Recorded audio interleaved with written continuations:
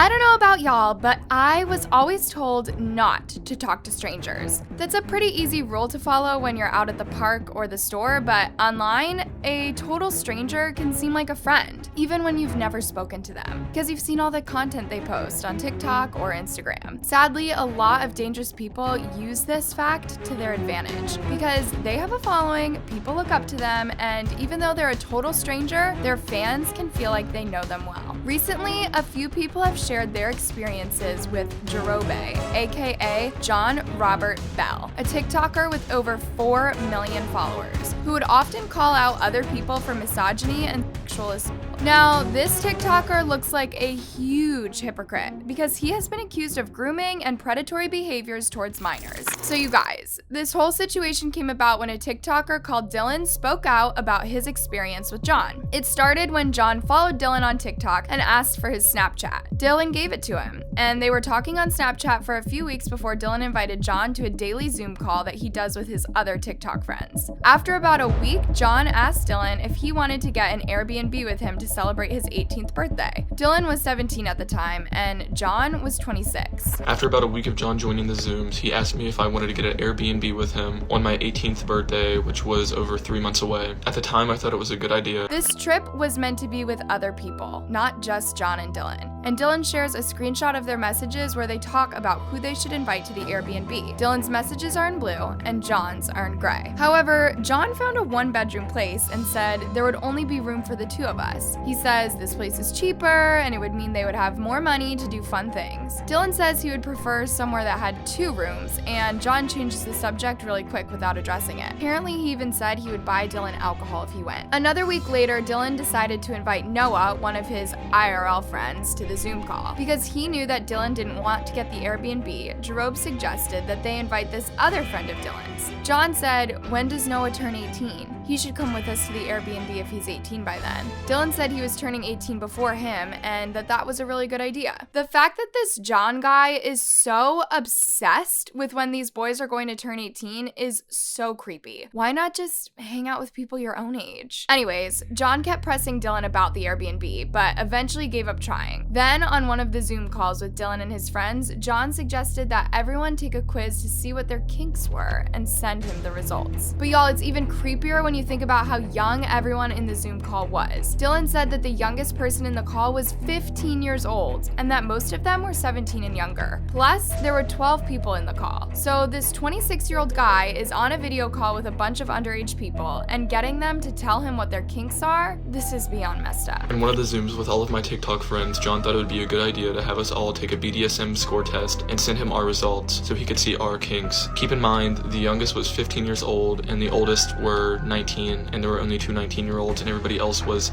17 and below. There were 12 of us. Apparently, Dylan's friends started going into separate calls without him and John, and he felt like they were getting left out. John told Dylan that they weren't his real friends, that they were talking about him, and that he was his only real friend. However, luckily, Dylan's friends caught on to what was happening, and they all called Dylan to tell him that John was grooming him.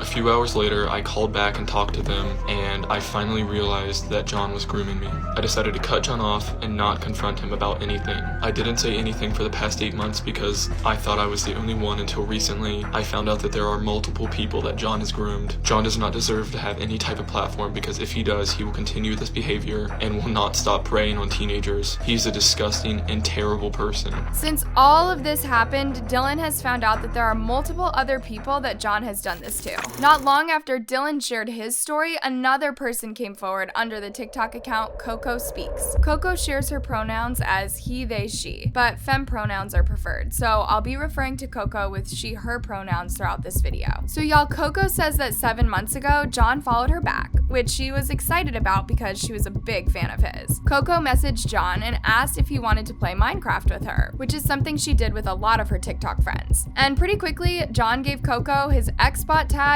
and Snapchat. They were playing Minecraft and talking until very late at night, until up around 4 in the morning for about a week. Coco was sure she had just made a new friend, and there was nothing sketchy going on. Little did she know, John had other things on his mind. He started asking more personal questions about where she lived and whether her parents would allow her to travel. They FaceTimed, and John asked her if she wanted to go to a TikTok convention with him and offered to buy them a room together. He offered to buy me a room with him, or like an apartment or whatever it was at the time, and I was getting ready to go. Things were great. It was wonderful. He offered to buy me alcohol, like before.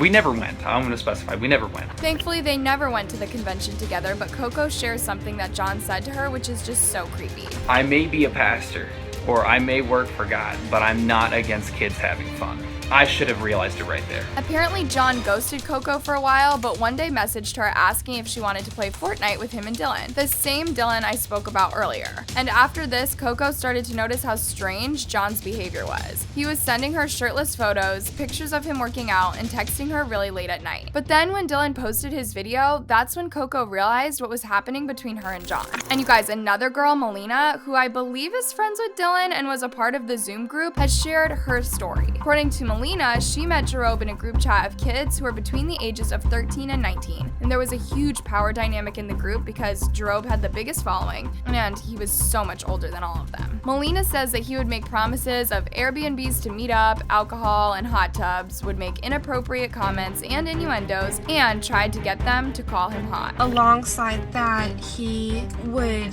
then make comments and Zooms with a lot of the other kids who had experienced this, making sexual innuendos about certain people or just himself and trying to get us to call him hot. In a similar way that he did to Dylan in private calls, John would make Melina think that the whole group hated them, and even went as far as to trauma dump on her to keep her in his grasp. She was only 16 at the time, and dealing with her own problems at that age is hard enough without having someone else's issues to worry about. Just to add to how much of a hypocrite Jerob is, he used to make videos calling people out for not respecting women. And when his friend Calvin Brandel was accused of harming a woman, he never spoke out about it. Since all of this came out, Jerob has deleted both of his TikTok accounts and doesn't seem to be making a comeback to the internet anytime soon. But what do you think of this situation, loves? Leave your thoughts in the comment section below. I love you so much!